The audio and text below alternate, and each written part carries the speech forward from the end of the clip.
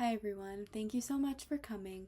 I'm Martina and I'll be starting our training session firstly by introducing everyone. Hi, my name is Jenna Viotto. Hi, my name is Natalie. Hi, and I'm Jayla. Now, let's begin with the training session. This training is designed for frontline employees at Tokyo Smoke retail locations in Ontario. This includes sales associates who interact with customers, handle inventory, and maintain the store. Because of these responsibilities, it's important that employees understand workplace hazards and how to work safely. Workplace safety is especially important in retail environments. Even though retail may seem low risk, it involves constant movement, lifting, repetitive tasks, and customer interaction. In cannabis retail, there are also added risks such as cash handling and customer aggression. The goal of this training is to help employees recognize hazards, follow safe work practices, and respond appropriately to incidences. It also ensures compliance with the Occupational Health and Safety Act, which sets out workplace safety responsibilities in Ontario.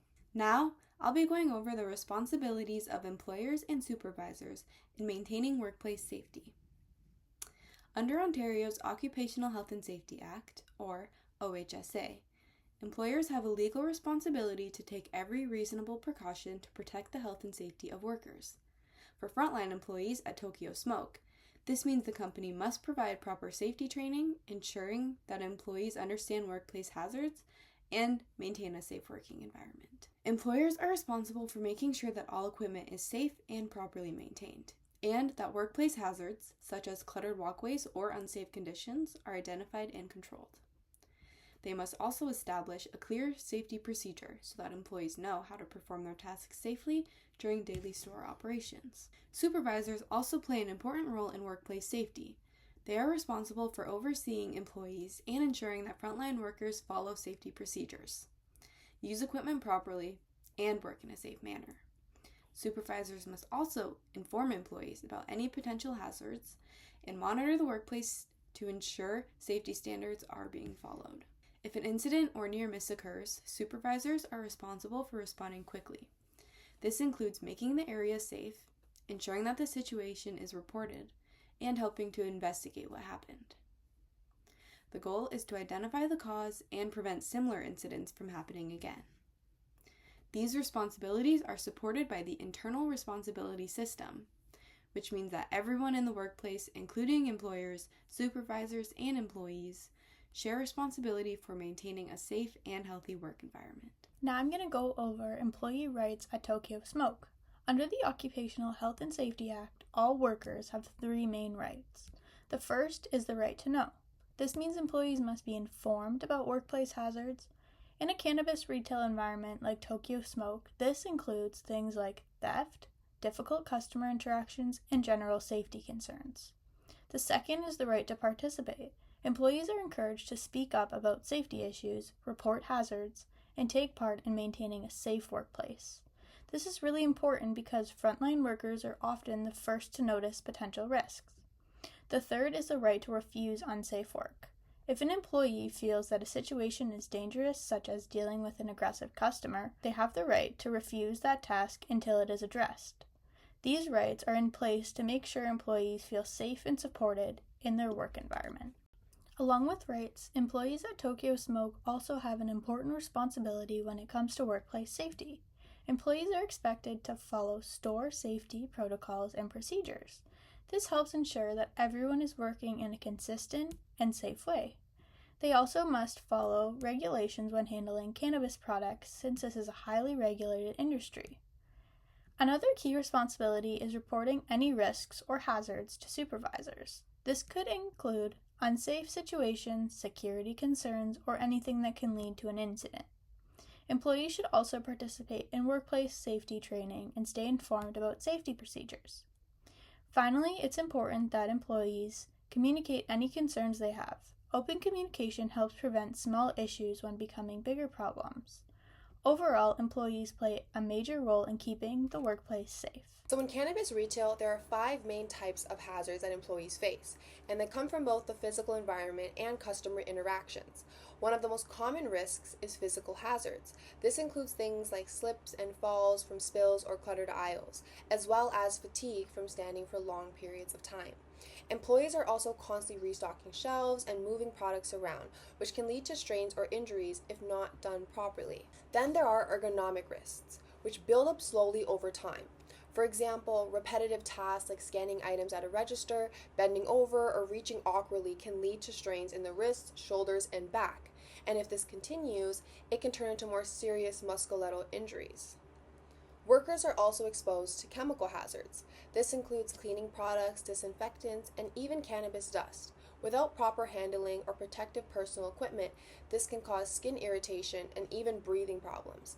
That's why women's training is so important in this environment. Another major category is customer-related hazards. Employees may deal with intoxicated customers, verbal conflict, or harassment.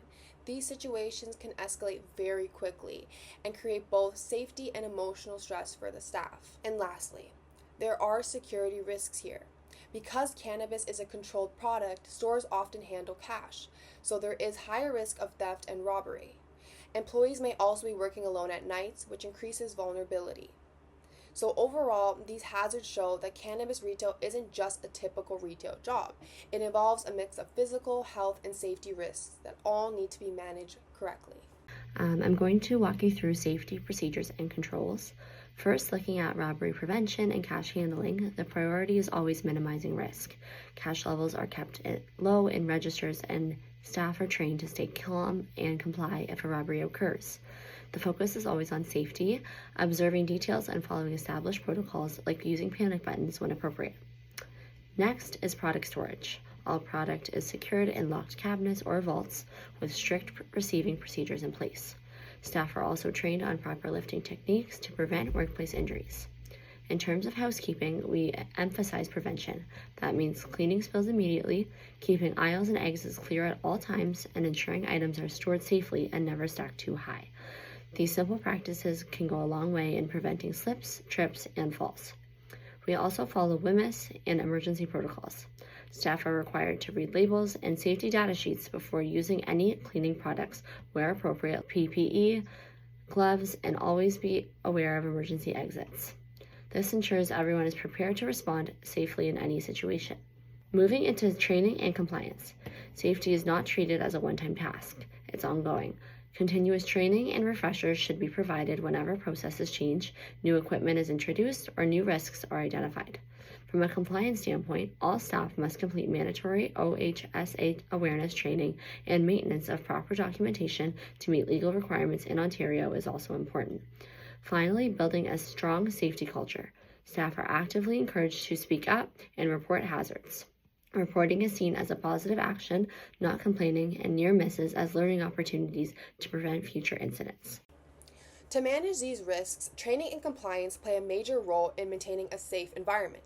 Safety training is not something that just happens once, it's an ongoing process, and employees should receive these refreshers whenever procedures change, new equipment is introduced, or new risks are identified in the workplace. All staff are required to complete this mandatory occupational health and safety training. As in Ontario, documenting this training is actually a legal requirement.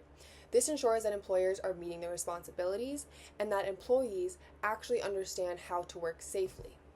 Another important part is creating a culture where employees feel comfortable speaking up. Reporting hazards or near misses should be encouraged and viewed as proactive steps, not as complaining. This allows the organization to identify these patterns, make improvements, and hopefully prevent serious incidents before they occur. So overall, continuous training and open communication are key to building a safe and compliant, responsive workplace. To wrap up, here are the key takeaways from our training. First, workplace safety is everyone's responsibility. Employer, supervisors, and employees all have roles to play. Second, cannabis retail environments come with unique risks, especially related to theft and customer interactions. Third, employees need to understand their rights under the Occupational Health and Safety Act so they can protect themselves. It's also important that safety procedures are always followed properly to prevent incidents. And finally, having a strong safety culture helps protect both employers and a customer. By working together and following these guidelines, Tokyo Smoke can maintain a safe and professional work environment.